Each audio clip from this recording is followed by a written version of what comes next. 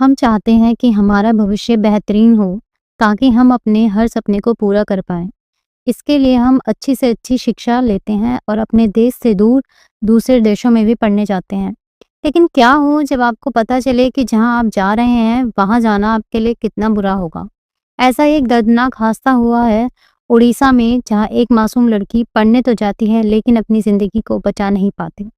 नमस्कार दोस्तों, स्वागत है आपका आज की नई क्राइम स्टोरी में, जहां हम आपको सच्ची घटनाओं से रूबरू करवाते हैं। उड़ीसा राज्य के बहुत ही नामचीन college Kalinga Institute of Industrial and Technology, जिसे किट के नाम से भी जानते हैं, जहां एक और उस कॉलेज कैंपस में 3 दिन के फेस्ट का आयोजन हो रहा था और दूसरी तरफ उसी कैंपस के गर्ल्स हॉस्टल में एक लड़की ने आत्महत्या कर ली। घटना हुई रविवार 16 फरवरी को, जहां वहीं के गर्ल्स हॉस्टल में रहने वाली प्रगति लम्साल की मृत्यु हुई और इसके साथ ही नेपाली स्टूडेंट के साथ बहुत ही गलत व्यवहार किया गया।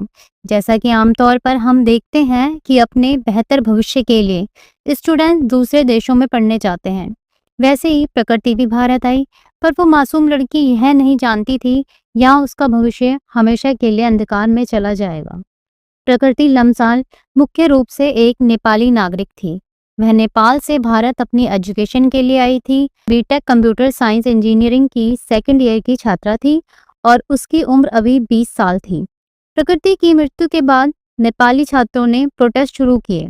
वो चाहते थे कि कैंपस में हुई इस घटना को जल्द से जल्द सुलझा लिया जाए और अपराधियों को सजा मिले।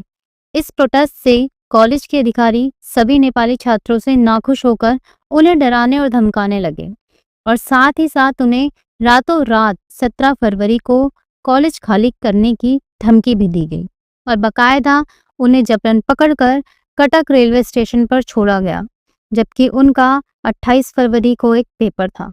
नेपाली छात्रों ने जब विरोध किया तब यह मामला बढ़ता गया और भारत सरकार ने इस घटना पर ध्यान दिया। इसके साथ ही नेपाल के प्रधानमंत्री ने इस मामले में हस्तक्षेप किया। कैंपस में प्रकृति की मृत्यु के बाद पुलिस को सूचना दी गई, जिसके बाद पुलिस ने छात्रा का मोबाइल फोन, लैपटॉप और अन्य गैजेट जब्त किए। वहीं अन्य छात्रों से प्रकृति के बारे में जानकारी ली, जिससे यह बात सामने आई कि उस इंस्टीट्यूट में पढ़ रहे एक छात्र, जिसका नाम अद्विक श्रीवास्तव है, उसके साथ लव रिलेशनशिप चल रहा था। अद्विक श्रीवास्तव 21 वर्ष का छात्र है और वह बीटेक मैकेनिकल इंजीनियरिंग का 3rd ईयर का स्टूडेंट बताया जा रहा है। शुरुआती जांच में पुलिस को यह मामला आत्महत्या का नजर आ रहा था, लेकिन जैसे जैसे इस केस की हकीकत आगे बढ़ती गई, वैसे वैसे इस केस से जुड़े कई सारे राज सामने आने लगे। बताया यह जाने लगा कि प्रकृति और अद्विक के बीच सब कुछ सही नहीं चल रहा था। प्रकृति के साथ पढ़ रही उसकी साथियों ने बताया कि अद्विक उसे मानसिक तौर पर काफी परेशान किया करता था। वह उससे कथित रूप से गलत बात किया करता था और एक दिन उसने और उसके साथियों ने प्रकृति को लाइब्रेरी में परेशान किया और उसके साथ छेड़खानी की, जिससे परेशान होकर प्रकृति ने इस बात की शिकायत कॉलेज के बाकी प्रोफेसर से भी की, लेकिन इस मामले में किसी ने भी उसका साथ नहीं दिया।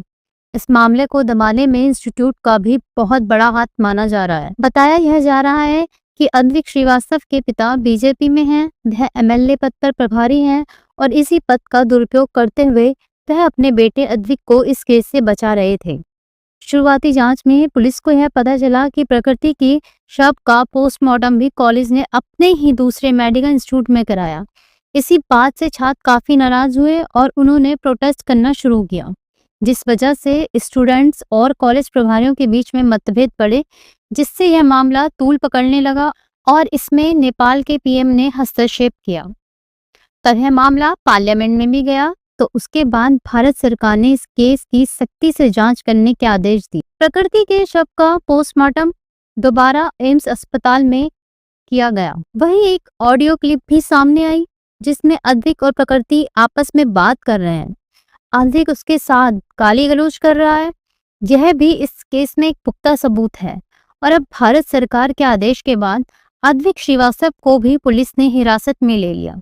वह प्रकृति की मौत के कुछ घंटों बाद रविवार शाम को शहर से भागने की कोशिश कर रहा था और बीजू पटनायक अंतर्राष्ट्रीय हवाई अड्डे पर पकड़ा गया था और अभी उससे पूछताछ जारी है।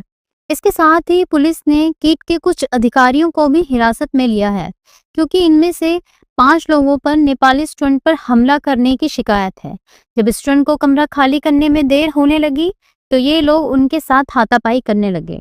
इसके साथ ही 2 महिला प्रोफेसरों ने भी उन पर कटाक्ष किए थे। प्रोफेसर मंजूषा पांडे ने कहा कि हम 40,000 स्टूडेंट्स को मुफ्त में भोजन करवा रहे हैं और इसके साथ ही हम फ्री में पढ़ा भी रहे हैं। वहीं प्रोफेसर जयंती नाथ ने कहा, ये चीजें आपके देश के जीडीपी के बराबर है।